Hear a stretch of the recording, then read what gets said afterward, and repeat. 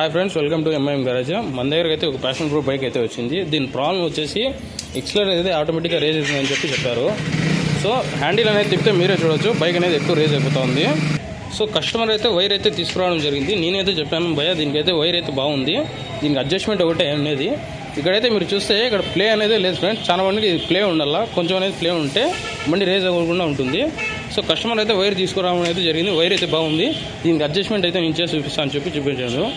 ఇక్కడైతే మీరు చూస్తే ఇక్కడైతే వైర్ అనేది టైట్ చేసేసారు. సో మీ ముందరే చూపిస్తా చూడండి ఫ్రెండ్స్.